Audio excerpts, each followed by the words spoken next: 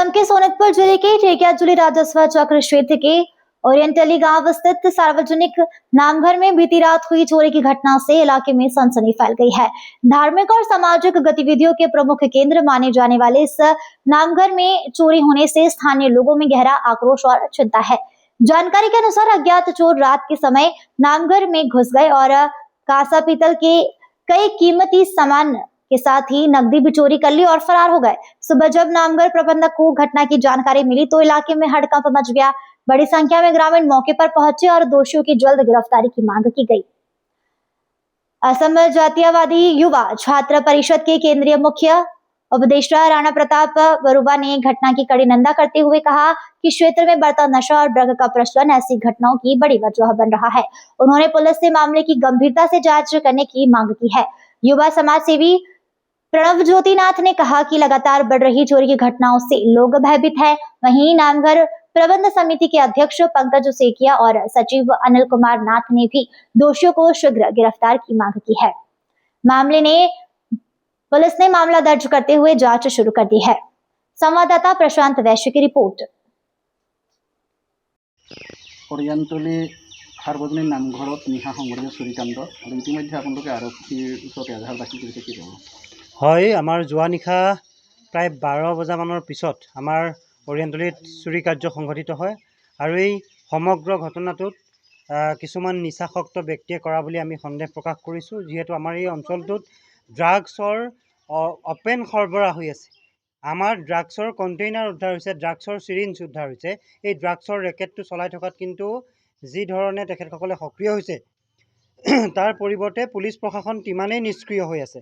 কিয়নো পুলিচ প্ৰশাসন সক্ৰিয় হ'লে তেনেকুৱা কোনো শক্তি নাই যিটো শক্তিয়ে ড্ৰাগছৰ ইমান ডাঙৰ ৰেকেট এই অঞ্চলটোত চলাই থাকিব পাৰে। প্ৰথম কথা। দ্বিতীয়টো কথা, আমাৰ এই নামঘৰৰ যি চুৰি কাৰ্য হ'ল ইতিমধ্যে আমি বৰচলা আৰক্ষী চকীৰ উপপৰিদৰ্শক হেমন্ত দাসৰ হাতত আমি ইতিমধ্যে আমাৰ এজাহাৰ দাখিল কৰিছোঁ আৰু আমি আশা কৰিছোঁ ঢেকিয়াজুলি পুলিচ প্ৰশাসনৰ সহযোগত ইয়াৰ এটা খুব উচিত তদন্ত হ'ব আৰু দোষীক কৰায়ত্ব কৰি আমাক যাতে অসমীয়া ৰাইজ, আমি যিখিনি হিন্দু ধৰ্মাৱলম্বী ৰাইজ আছোঁ ইয়াত, তেখেতসকলক যাতে প্ৰশাসনে অভয় বাণী প্ৰদান কৰিব পাৰে তাৰ ওপৰত আমি আশা কৰিছোঁ। তো আমাৰ এইটো যোৱা নিশাটো তৃতীয়টো চুৰ হৈছে ইয়াৰ আগতে দুবাৰকৈ হৈছিলে সৰু সুৰাকৈ। আমি পুলিচক অৱগত কৰা নাছিলোঁ কাৰণ এটা মটৰ বাহিৰতে চুৰ হৈছিলে আৰু এটা সৰু তলা এটা ভাঙি পেলাই মটৰ এটা আকৌ চুৰ হৈছিলে আৰু চিলিণ্ডাৰ চুৰ কৰি লৈ গৈছিলে। আজি এবছৰ হৈছে। আমি এইটো সৰু ঘটনা বুলি এৰি দিছিলোঁ, কিন্তু এইবাৰ এইটো বৃহৎ ঘটনা ঘটিছে। কাৰণ মণিকূটৰ গ্ৰিল ভাঙি, গ্ৰিলত ডাঙৰ তলা লগোৱা হৈছিলে। এই ডাঙৰ তলাটো ভাঙি পেলাই তেওঁলোকে মণিকূটৰ ভিতৰত সোমাই, মণিকূটৰ যিটো আমাৰ য'ত মণিকূট বুলি ক'লে আমাৰ গাঁওখনৰ এইটো মুকুট হয়, নামঘৰটো আমাৰ শিৰৰ মুকুট হয় গাঁওখনৰ। তো মণিকূটত সোমাই মণিকূটৰ যিখন মেইন গামোচাখন আঁতৰাইছে। সেইটো সাধাৰণ চোৰে বা সাধাৰণতে তেওঁলোক বিপদগামী ব্যক্তি হ'ব লাগিব। যিসকলে ড্ৰাগছ সেৱন নকৰিলে বা ভাং খাবলৈ পইচা নাপালে হত্যা কৰিব পাৰে, তেনেধৰণৰ মানসিকতাৰ মানুহে এই কামটো কৰিব লাগিব। ভাত খাবলৈ বা পৰিয়াল পুহিবৰ কাৰণে এয়া চুৰ কৰা নাই। এয়া হ'ল মানসিকভাৱে তেওঁলোক ভাঙি পৰা, যিসকলে ড্ৰাগছ খাব নাপালে যিটো হয় মানুহৰ অৱস্থা, তেওঁলোকে মাৰ্ডাৰো কৰিব পাৰে। তেনেকুৱা ধৰণে আমি অনুভৱ কৰিছোঁ। গতিকে আমি অনুভৱ কৰিছোঁ ইয়াত এটা ড্ৰাগছৰ ৰেকেট আছে। এই ৰেকেটটো কিছুদিনৰ আগতে ইয়াত ধৰা পৰিছিলে, আৰু চলি আছে বুলি অনুভৱ কৰোঁ। কাৰণ আমাৰ অলপ আগত, আমাৰ আলিমাবাদ এম ই মাদ্ৰাছাৰ অলপ আগত টাৰ্ণিংটোত আমি ৰাতি তাত গাড়ী ৰখি থকা দেখা পাওঁ। আমাৰ গাঁৱৰ ল'ৰাই কেইবাৰো খেদিছে তেওঁলোকক। গতিকে তেওঁলোকে হয়তো পইচাৰ অভাৱত এই কামটো কৰিব লাগিব, নহ'লে মণিকূটত আহি পেলাই এইটো কাম সাধাৰণ মানুহে নকৰে, সাধাৰণ চোৰে এই কামটো নকৰে। এতিয়া মই প্ৰশাসনক দাবী জনাইছোঁ যে যাতে এনেকুৱা ধৰণৰ ঘটনাবিলাক তেওঁলোকে অকণমান নিৰীক্ষণ কৰে, তেওঁলোকে চোকা দৃষ্টি ৰাখে, তেওঁলোকে অলপ আমাৰ পেট্ৰলিং ডিউটি যাতে কৰে। আৰু তেওঁলোকে যদি ইনিচিয়েটিভ লয় যে গৰুটো ইমান লুকুৱাব নোৱাৰে, গৰু ডাঙৰ বস্তু, ৰাস্তাইদি নিব লাগিব। এতিয়া গৰু চুৰ হৈছে অলপতে আমাৰ এখন ঘৰৰ পৰা তিনিটা আৰু এখন ঘৰৰ পৰা এটা, 4টা গৰু একেদিনাই চুৰ হৈছে, এটা পাৰ্টিয়ে লৈ গৈছে। গতিকে গৰু চুৰ হৈ আছে। গতিকে পুলিচক বা প্ৰশাসনক আমি দাবী জনাইছোঁ যে তেওঁলোকে এইবিলাকৰ অকণমান যাতে গুৰুত্ব দিয়ে। আৰু আমি ইয়াত আমাৰ বিভিন্ন জনগোষ্ঠীৰ মাজত আমি এখন সৰু অসমীয়া গাঁও আছোঁ। আমি যাতে নিৰাপত্তাহীনতাত ভুগিব নালাগে আৰু আমি যাতে শান্তিত শুই থাকিব পাৰোঁ, আমাৰ যাতে মণিকূটটো, আমাৰ নামঘৰটো যাতে নিৰাপদে থাকে, এইটো আমি প্ৰশাসনক দাবী জনাইছোঁ। এইখিনিয়ে। যোৱা নিশা অৰিয়েণ্টলি নামঘৰত সংঘটিত চুৰিকাণ্ড। যোৱা নিশা আমাৰ উৰিয়ান্তলী সাৰ্বজনীন নামঘৰ প্ৰাংগণত আমাৰ ইয়াৰ এজন মূল পাঠক ঢুকোৱাৰ কাৰণে তেখেতৰ আদ্যশ্ৰাদ্ধ উপলক্ষে এখন ৰাইজে ভাওনা কৰিব যোৱাকালি অখৰা আৰম্ভ হৈছে। প্ৰায় 12টামান বজালৈকে ৰাইজ নামঘৰতে আছিল, ইয়াৰ নামঘৰৰ পৰা গৈছে। তাৰ পাছত আপোনাৰ এই চুৰিকাণ্ড হৈছে বুলি আমি অনুভৱ কৰিছোঁ।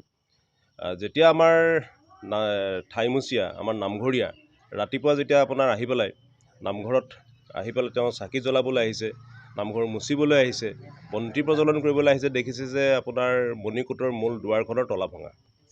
তাৰপিছত এটা হাহাকাৰ লগাই দিলে, ৰাইজো আহিল, ভিতৰত গৈ দেখিছে যে আমাৰ যিখন আমাৰ সিংহাসন মণিকূট বুলি কোৱা হয়, আমাৰ এইটো অসমীয়া জাতিৰ আত্মা, তাত আপোনাৰ চাৰিওফালৰ গামোচাবিলাক পেলাই থৈছে, তাত ভাগৱতখন আপোনাৰ আঁতৰাই থৈছে, গুণমালাখন আপোনাৰ আঁতৰাই ৰাখিছে, আৰু কিছু পইচা পাতি আছিলে, পইচা পাতি নিয়াৰ উপৰিও আমাৰ নামঘৰৰ মূল কিছু বস্তু চোৰে লৈ গৈছে। এতিয়া কথা হ'ল কি, আমাৰ এইটো অঞ্চলত ছাগলী গৰু এই ধৰণৰ চোৰ কিন্তু আজি কিছুদিনৰ পৰা হৈ আছে। আজি কেইদিনমানৰ আগতে আমাৰ কাষৰে গাঁওখনৰ পৰা আপোনাৰ 4টাকৈ গৰু লৈ গ'ল।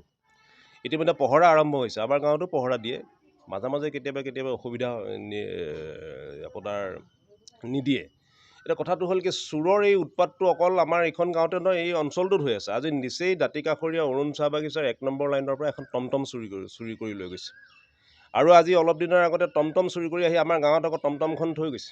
গতিকে এই অঞ্চলত চোৰৰ গেং আছে, আৰু এই চোৰৰ গেংটো আমি অনুভৱ কৰিছোঁ যে আপোনাৰ ড্ৰাগছৰ আপোনাৰ বিভিন্ন ধৰণৰ আমাৰ এই অঞ্চলতো কিছু ড্ৰাগছ বেপাৰী আপোনাৰ মাজতে ধৰিছিলেই। ইয়াত তীক্ষ্ণভাৱে পুলিচে তদন্ত কৰিব লাগে। গতিকে আমাৰ যিহেতু এইটো সাৰ্বজনীন নামঘৰ, এই নামঘৰ আমি ইয়াৰ নামঘৰ প্ৰাংগণৰ পৰাই, মই এইখন গাঁৱৰে যুৱক, গতিকে এই নামঘৰ প্ৰাংগণৰ পৰা আমি পুলিচ প্ৰশাসনক আমি দাবী জনাইছোঁ, শোণিতপুৰ জিলাৰ উপায়ুক্ত মহোদয়ক দাবী জনাইছোঁ, SP মহোদয়ক দাবী জনাইছোঁ, পুলিচ প্ৰশাসনক দাবী জনাইছোঁ যে চোৰৰ এই ক্ষেত্ৰত তীক্ষ্ণভাৱে তেওঁলোকে ইয়াত মানে পুলিচ পেট্ৰলিং দিয়াৰ উপৰিও এই ৰাস্তাবিলাক উলিয়াব লাগে। কাৰণ অসম মালা ৰাস্তা হোৱাৰ পাছত আমাৰ এই ৰাস্তাটোৰে আপোনাৰ ৰাতি দিন গাড়ী চলি থাকে। গতিকে ইয়াত প্ৰশাসনে উচিত ব্যৱস্থা ল'ব লাগে, তীক্ষ্ণ দৃষ্টিভংগীৰে তেওঁলোকে এইটো এটা তদন্ত কৰি চোৰখিনিক ধৰিব লাগে। কাৰণ ড্ৰাগছৰ লগত জড়িত কৰা আজি আপোনাৰ এওঁলোকে নামঘৰটো দিছেই হাত, ইয়াৰ উপৰিও আপোনাৰ মানুহৰ ঘৰে ঘৰে ইতিমধ্যে হাত দিছে, কাইলৈ এইটো ডকাইত হ'ব। গতিকে এইটো কাৰণে আমি নামঘৰ প্ৰাংগণৰ পৰাই দাবী জনাইছোঁ যে এইটো আপোনাৰ তদন্ত কৰি দোষী চোৰকেইজন উলিয়াব লাগে, আৰু ড্ৰাগছ বেপাৰী বন্ধ কৰিব লাগে। যদি ভাং চলি আছে, বিভিন্ন ভাং বন্ধ কৰিব লাগে। ইয়াত আপোনাৰ চুলাই মদ চলি আছে, আপোনাৰ বিভিন্ন চুলাই মদবিলাক বন্ধ কৰিব লাগে। আমি ধৰি পেলাই কেতিয়াবা দিওঁ, আকৌ দেখোন আপোনাৰ সেই গোটেই ব্যৱস্থাবিলাক চলি থাকে। গতিকে অসমৰ মাননীয় মুখ্যমন্ত্ৰী ডক্টৰ হিমন্ত বিশ্ব শৰ্মাক আমি আহ্বান জনাইছোঁ যে অসমীয়া জাতি জীয়াই থাকিবলগীয়া হ'লে সকলো ফালৰ পৰা সুৰক্ষিত লাগিব। আমি ইয়াত প্ৰায় 85 ঘৰমান 80-85 ঘৰ অসমীয়া মানুহ আছোঁ, আমাৰ নামঘৰতে হাত দিছে। গতিকে এইটো ক্ষেত্ৰত তাৰমানে চৰকাৰখনেও ইয়াত তীক্ষ্ণ দৃষ্টিভংগীৰে প্ৰশাসনৰ হতুৱাই উচিত তদন্ত কৰি এই চোৰৰ কোনো জাতি নাই, চোৰক ধৰিব লাগে আৰু চোৰৰ শাস্তি প্ৰদান কৰিব লাগে। আমাক অভয় দিব লাগে, আমাৰ অসমীয়া ৰাইজক বা এই অঞ্চলৰ বিভিন্ন জাতি জনগোষ্ঠীৰ ৰাইজ আছে।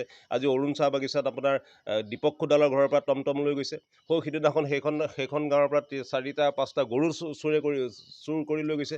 এই যিটো অত্যাচাৰ, ছাগলী চুৰ কৰি লৈছে, পথাৰৰ পৰা ছাগলী চুৰ কৰি লৈ গৈছে, এই যিটো অত্যাচাৰ বন্ধ কৰাৰ ক্ষেত্ৰত প্ৰশাসনে কঠোৰ পদক্ষেপ ল'বলৈ আমি দাবী উত্থাপন কৰিছোঁ।